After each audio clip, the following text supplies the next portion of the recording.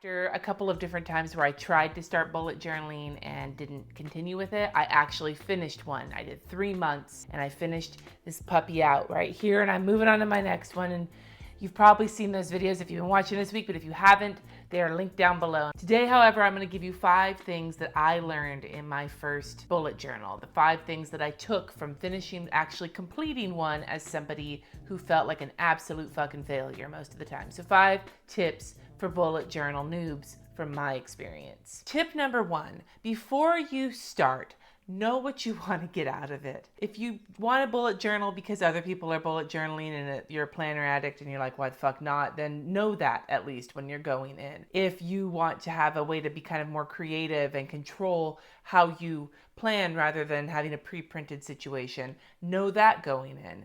Try and go into this with at least an initial idea of what it is that you want out of it, so that when you fall down the Pinterest rabbit hole, when you start looking at all the things on Instagram and seeing all the millions of different things people are doing in their bullet journals, it helps you kind of focus on what you're doing it for in the first place so you don't get distracted. This is not something I knew right off the bat when I started. When I started, I did it because everybody else was doing it and they told me I might be good at it, and I'm like, well, I might as well fucking try. That was the first time, and it failed miserably. The second time I tried back in July, I still was not entirely certain what I wanted out of it, but I had a little bit more of an idea. I plan a spiral bound Erin Condren planner, and I still do. I make to-do lists every day, and I figured I could use the bullet journal as kind of a running to-do list sort of situation. And that's what it started as, and kind of what it's continued as. Rather than making weekly spreads and shit, I just stuck to the to-do list part of the bullet journal. And that really helped keep me on track because I had a purpose. And then I would add things and take things away. But that one situation, should do like a drinking game for how many times I say situation. That one purpose continued and has continued and has been the thing that's kept me doing it. So remember to spend some time thinking about what you might want out of it before you get started, to help with the confusion and overwhelm. The second tip, start simple. Don't go buy all the things. I know buying all the things is the best part. I know buying 11 billion pens and fancy notebooks till you find the right one and all the Tombos and all the fucking everything. It feels good to buy things. But again, what I was saying before about overwhelm, this is the same thing. When I started this particular bullet journal, the one that I have actually finished, I started with this notebook. And then I started at the very beginning that I began working, started with a pen and a notebook and the Writer Carol video, the original bullet journal video. Go back to my first try. I watched the first little bit of it and got bored and was like, fuck it, I don't care.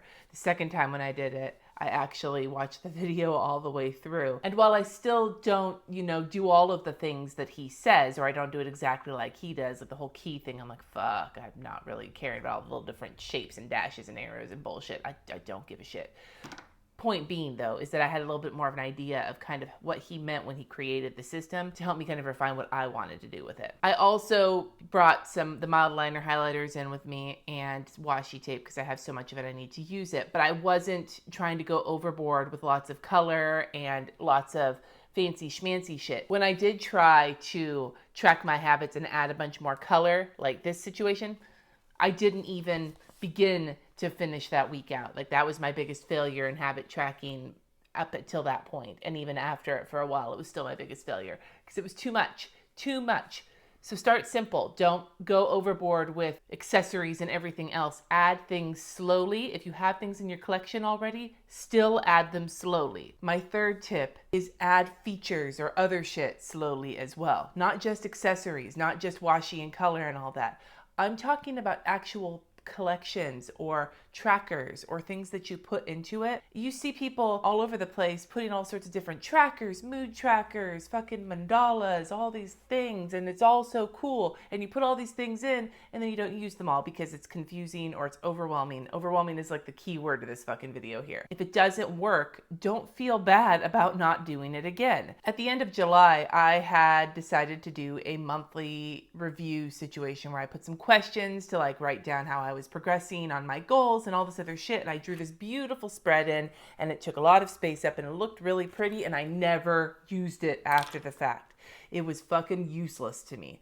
And you know why I did it? Because I saw other people, other big fancy bullet journal people doing stuff like that in their bullet journal. I'm like, well, if they're doing that, I should be doing that. And I did it. And you know what? It felt fake when I was doing it in the first place, but I was like, maybe I'm just doing it wrong. So I did it anyway.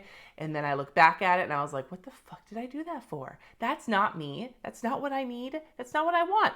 Why do I do that? Add in new things slowly and think about why you're adding them. And if you add something and you realize, I shouldn't have done that, then you know, then don't do it again unless you want to. Like it's all, that's the whole point of this system, right? Is that you can do whatever you want to. But remember, with great power comes great responsibility. These all kind of bleed into each other. My fourth tip is to try not to get sucked down the social media bullet journal vortex. Don't get sucked into Pinterest.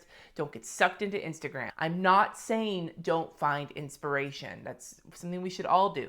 Go look around, see all the different things people in our community are putting online, because inspiration is amazing and it might lead you to something that's really, really helpful for you. However, don't get so sucked into it that you feel like you have to keep up with everything that everybody is doing. If you think about not just bullet journaling, but other things in the planner community, and I might be doing an anti-haul soon, so you're gonna hear some of that from me later. But it's this idea that if something's popular, then I must need it too, even if you have no reason to need it. It's the same with adding shit to your bullet journal. You know, whether it's adding color or it's adding different kinds of spreads. You see somebody doing something and you see it all on Pinterest and it's all beautiful and you're like, oh my God. Did you know that once I was on Pinterest at the very beginning, fucking Pinterest hipster, hashtag, and I loved it. I thought it was amazing. And then maybe a year after I got it and more people were using it, more and more shit was being put onto it, I deleted the app off of my phone.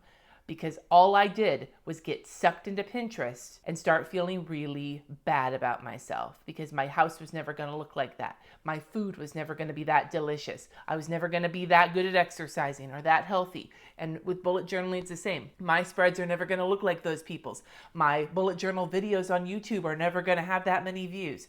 My pictures on Instagram are never going to look that crisp or that clean or that well lighted or that pretty. My lettering is never going to be good as somebody else's. And I fucking know I can letter decently, and I still felt bad about myself. Don't let social media and Pinterest and all of that shit make you feel bad about yourself when it comes to bullet journaling, or anything else for that matter. But this video is about bullet journaling. Don't let it do that. Don't get discouraged because of what other people are doing, because this isn't about what other people are doing. This is about whether or not this system is useful for you.